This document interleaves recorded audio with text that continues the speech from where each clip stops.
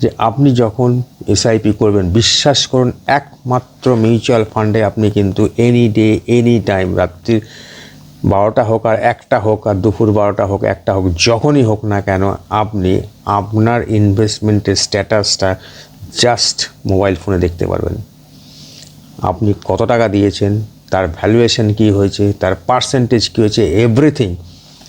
একমাত্র ইনভেস্টমেন্ট যেটা মিউচুয়াল ফান্ডে আছে, দ্যাট ইজ আপনার ইনভেস্টমেন্টের যে স্ট্যাটাস, সেটা এনি ডে এনি টাইম আপনি দেখতে পারবেন। এই রে, মিউচুয়াল ফান্ড শুনেই আবার গেল করে বসবেন না কিন্তু। মাঝবয়সী বা অ্যাবাভ 40 যাদের বয়স হয়ে গেছে, তাদের ক্ষেত্রে অল্প বিনিয়োগ অর্থাৎ অল্প টাকা ইনভেস্ট করে কি করে মোটামুটি একটা ভালো লাভজনক রিটার্ন পাওয়া যায়, তার জন্যই কিন্তু আজকের এই প্রতিবেদন। মাথায় রাখবেন এসআইপি অ্যান্ড মিউচুয়াল ফান্ড, অর্থাৎ এসআইপি এবং মিউচুয়াল ফান্ডের বিভিন্ন ফান্ড নিয়েই আজকের এই পরামর্শ। চলুন শুরু করি আজকের প্রতিবেদন। আপনার বয়স যদি 40 বা 50-এর মধ্যে হয়ে থাকে, তো আপনি ভাবছেন যে আপনার এই ইনভেস্টমেন্টটাকে কিভাবে একটা সেফটি জায়গায় রাখবেন এবং লাভজনক জায়গায় রাখবেন। তাহলে এই ভিডিওতেই আমরা আলোচনা করব কেন মোটামুটি একটা ভালো লাভের আশায় আমরা কিভাবে এসআইপি সেট আপ করবো এবং তার জন্য আমরা কি কি জানবো। জানাটা জরুরি না? নাম্বার 1, প্রথমে জানুন এসআইপি জিনিসটা কী এবং কেন করবেন। কেন এসআইপি আজকের দিনে এতটাই জনপ্রিয়। আজকের দিনে দাঁড়িয়ে একমাত্র ভালো অপশান এসআইপি, যার মাধ্যমে আপনি এই মুদ্রাস্ফীতি রেটকে কন্ট্রোল করতে পারবেন। আমরা জানি যে আমাদের যে ইনফ্লেশন রেট সেটা 6% আছে, সেটাকে বিট করতে পারে কিন্তু একমাত্র মিউচুয়াল ফান্ড বা এসআইপির মাধ্যমে। প্রথমে যেটা জানতে হবে যে এসআইপি কেন করবেন এবং তাতে করে আপনি কোন কোন জায়গাতে জাস্ট ইগনোর করে যাবেন। যেমন মনে করুন বাজার যখন ওঠানামা হয়, আমরা তখন খুব টেনশনে করি, না করবেন না। আপনি শুধু বাজার ওঠানামার জন্য এসআইপি করেননি আর কি না, এটা একটা সবসময়তে ডিসিপ্লিনড ইনভেস্টমেন্ট। প্রতি মাসে আপনার কাছ থেকে কিছু কিছু টাকা যতটা আপনি আপনার ক্ষেত্রে অ্যাপ্লিকেবল সেটা করেছেন, সেটাই কেটে যাবে। আর কি না, কম টাকা দিয়ে আস্তে আস্তে একটা বড় ফান্ড তৈরি করতে পারবেন। যে কথাটা না বললে নয়, সেটা হয়েছে কি যে আপনি যখন এসআইপি করবেন, বিশ্বাস করুন একমাত্র মিউচুয়াল ফান্ডে আপনি কিন্তু এনি ডে এনি টাইম, রাত্রির 12টা হোক আর 1টা হোক আর দুপুর 12টা হোক 1টা হোক, যখনই হোক না কেন আপনি আপনার ইনভেস্টমেন্টের স্ট্যাটাসটা জাস্ট মোবাইল ফোনে দেখতে পারবেন। আপনি কত টাকা দিয়েছেন, তার ভ্যালুয়েশন কী হয়েছে, তার পার্সেন্টেজ কী হয়েছে, এভরিথিং। একমাত্র ইনভেস্টমেন্ট যেটা মিউচুয়াল ফান্ডে আছে, দ্যাট ইজ আপনার ইনভেস্টমেন্টের যে স্ট্যাটাস, সেটা এনি ডে এনি টাইম আপনি দেখতে পারবেন। দেখুন, মিউচুয়াল ফান্ডের ধরন বা টাইপস অফ মিউচুয়াল ফান্ড, এটা অনেক বড় চ্যাপ্টার। বিশ্বাস করুন এত বড় চ্যাপ্টার এখানে আমি ডিসকাস করতে পারবো না, অনেক সময় লেগে যাবে। কিন্তু কয়েকটা জিনিস জানুন। সেটা হচ্ছে কি ইকুইটি ফান্ড, যেখানে আপনার ঝুঁকি একটু বেশি থাকবে কিন্তু লাভটাও বেশি থাকবে। এখানে যদি আমি লং টার্মে ইনভেস্ট করি তাহলে আমার বেনিফিটটা বেশি হবে। ডেট ফান্ড, যেখানে কম ঝুঁকি, ন্যাচারালি কম ঝুঁকি থাকলে কম ইনকাম হয় এবং এটা একটা স্থিতিশীল আয়, অর্থাৎ কিনা এটা খুব বেশি ফ্ল্যাকচুয়েট করে না। আচ্ছা, নেক্সট যেটা যাবো সেটা হচ্ছে কি হাইব্রিড ফান্ড। নামেই বুঝতে পারছেন, এখানে মানে ইকুইটি ফান্ড আর ডেট ফান্ডের একটা সংমিশ্রণ। এখানে ঝুঁকি কম থাকে কম্পারেটিভলি। তো এইগুলো ডিটেলসে জানতে হবে আপনাকে। এইগুলো ডিটেলসে জানার জন্য খুব কঠিন কিছু নেই। আপনি যে কোনো সোশ্যাল মিডিয়াতে যেতে পারেন, আপনি ইউটিউবে যেতে পারেন, আপনি গুগলে সার্চ করে দেখতে পারেন, বাট আপনাকে জানতে হবে। সোজা সাপটা কথা, আপনাকে জানতে হবে। You have to know everything. আপনি একদিন অনেক কিছু জেনেছেন দাদা, এখন এগুলো একটু জানতে হবে for the sake of your self. Number 3 যেটা যাব সেটা হচ্ছে কি আমি যেটা আগে বলে গেলাম যে এসআইপির ইনভেস্টমেন্টের সুবিধাগুলো কোথায়। আমি 2-4টে পয়েন্ট বলে গেলাম আগে। আরেকটা পয়েন্ট যেটা ইম্পর্টেন্ট সেটা হচ্ছে কি আপনি মাত্র 500 টাকা ইনভেস্ট করতে পারেন। নাম্বার 1, মিনিমাম 500 রুপিস বা তার মাল্টিপ্লিকেশন আপনি করতে পারেন। মান্থলি করতে পারেন, ডেলি করতে পারেন, what ever it may B. কিন্তু মাথায় রাখবেন যে আপনি এখানে একটা কম্পাউন্ডিং ইন্টারেস্টের বেনিফিট পাবেন, যেটা আপনাকে ওই যে বললাম ইনফ্লেশন রেটটাকে বিট করতে সাহায্য করবে। নাম্বার 3 এখানে বলবো যেটা, সেটা হচ্ছে কি এনি ডে এনি টাইম, যেটা আগে বলে গেলাম, এনি ডে এনি টাইম আপনি আপনার ইনভেস্টমেন্টের স্ট্যাটাস দেখতে পাবেন।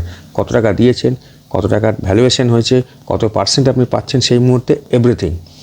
Number 4, any day any time you can stop the SIP. আপনি যে কোনো দিন যে কোনো সময় স্টপ করতে পারেন। আপনি পার্মানেন্টলি স্টপ না করলেও পজ করতে পারেন। আপনি 3 মাস 4 মাস আপনার অসুবিধা আছে, আপনি পজ করলেন, আবার আপনি শুরু করলেন, কোনো প্রবলেম নেই।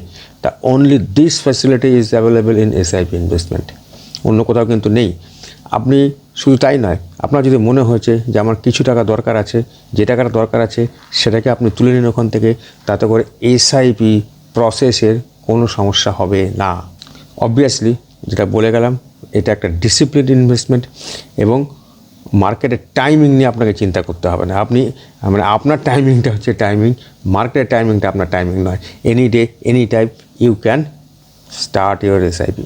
ফার্স্ট যেটা বলবো সেটা হচ্ছে কি, মাঝবয়সী লোকেদের ক্ষেত্রে ইনভেস্টমেন্টের কিছু টিপস একটু দরকার আছে। এটা একটু দরকারই আছে। প্রথম যেটা করতে হবে সেটা হচ্ছে কি, ফিক্স ইউর টার্গেট। আপনি আপনার লক্ষ্য ঠিক করুন, আপনি কেন করছেন, কী কারণে। সেটা রিটায়ারমেন্ট বেনিফিট হতে পারে বা রিটায়ারমেন্ট পারপাস হতে পারে, সেটা বাচ্চাদের আপনার এডুকেশন পারপাস হতে পারে, what ever it may B. First decide your target. Next হচ্ছে কি, বাজার বুঝে চলুন, আননেসেসারি মানে রিস্ক নিয়ে যাওয়ার দরকার নেই। নাম্বার 4 যেটা, সেটা হচ্ছে কি, পোর্টফোলিও যেটা থাকে আমাদের সেটাকে ডাইভার্সিফাই করতে হয়। ইকুইটি, ডেট বা হাইব্রিড বা ফ্লেক্সি এই জাতীয় যে ফান্ডগুলো আছে সেগুলোকে একটা সংমিশ্রণ করে আপনাকে করতে হবে। আর কি, যে ফান্ডে আপনি ইনভেস্ট করুন না কেন, প্রথম তো আপনি জানবেন না। ন্যাচারালি আপনাকে একটু রেগুলার বেসিসে একটু পারফরমেন্স দেখবেন, হ্যাঁ ইন্টারেস্টিং লাগবে। তবে আমি একটা কথা বলবো, whatever it may be your psychological aspect আর whatever it may be your decision, আপনাকে প্রথমেই কিন্তু যেটা করতে হবে, একজন ভালো অ্যাডভাইজার এর সাথে যোগাযোগ করতে হবে। কারণ প্রথম আপনি সব কিছু পারবেন না একা একা করতে, তো তার কাছ থেকে অ্যাডভাইস নেবেন এবং তিনি আপনাকে সুন্দরভাবে গাইড করবেন। তারপরে আস্তে আস্তে আপনি শিখবেন। ডেফিনেটলি ওয়ান ফানি মর্নিংয়ে আপনি সব শিখে যাবেন তা তো হতে পারে না। সবসময় মাথায় রাখবেন, ইনভেস্টমেন্টের একটা ধারাবাহিকতা দরকার, তো কনসিস্টেন্সিটা যেন থাকে। আর অল্প সময়ের জন্য ইনভেস্ট করবেন না প্লিজ। আর অবশ্যই আবারও বলছি, একজন বিশেষজ্ঞ বা ফাইন্যান্সিয়াল অ্যাডভাইজারের পরামর্শ সবসময়তেই নেবেন। এমার্জেন্সি ফান্ড কি আপনি করেছেন? আপনার কি জানা আছে হোয়াট ইজ এমার্জেন্সি ফান্ড? আজকের ভিডিওর সব শেষে এমার্জেন্সি ফান্ড নিয়ে বলবো, হোয়াট ইজ দ্যাট। তো ভিডিও শেষে এসে গেছি, এবারে আমরা জানবো যেটা আমি শুরুতে বলেছিলাম, what is emergency fund. Emergency ফান্ডটা কী এবং সেটা কীভাবে করবেন, তার উদ্দেশ্যটাই বা কী। প্রথমে মাথায় রাখবেন যে এমার্জেন্সি অর্থাৎ আপদকালীন, এই এমার্জেন্সি ফান্ডটা ঠিক সেরকমই এমন একটা ফান্ড যেটা নর্মালি আমরা লিকুইড ফান্ডে করে থাকি। সেখানে 6 থেকে 9 মাসের মতো আপনার যে ডেলি এক্সপেন্ডিচার হয়, সাংসারিক খরচ ইত্যাদি ইত্যাদি, সেই টাকাটা যেন সেখানে থাকে। সেটাও আপনি একটা এসআইপির মাধ্যমে করবেন এবং ওই লিকুইড ফান্ডে যেন আপনার 6 থেকে 9 মাসের যে সাংসারিক খরচের যে টাকা, সেইটা যেন সেখানে থাকে। এটা আপনাকে অসময়ে অনেক হেল্প করবে। হঠাৎ করে যদি আপনার কোনো টাকা দরকার পড়ে, আপনি সেখান থেকে নিতে পারবেন। হ্যাঁ, অবভিয়াসলি আমি বলে দিলাম 6 থেকে 9 মাস, তা কিন্তু নয়। 6 থেকে 9 মাস বা তার থেকে আরও বেশি আপনি কিন্তু লিকুইড ফান্ডে একটা পরিমাণ টাকা রাখবেন, যেটা আপনার এমার্জেন্সি ফান্ড হিসেবে থাকবে। আপনার যখনই দরকার পড়বে, বিশ্বাস করুন, একটা ওয়ার্কিং ডেতেই ওটা আপনার ব্যাংকে ক্রেডিট হয়ে যাবে। So emergency fund is really an important one. আবারও বলছি, এই ভিডিওতে যা কিছু বলা হলো সব কিছুই কিন্তু একটা অ্যাডভাইসমূলক। আপনাকে যদি এই বিষয়ে কিছু করতে হয়, ডিসিশন নিতে হয়, consult your financial advisor, then only. সবসময় তো একজন পরামর্শ নেবেন, দেন আপনি ইনভেস্টমেন্টের পথে যাবেন।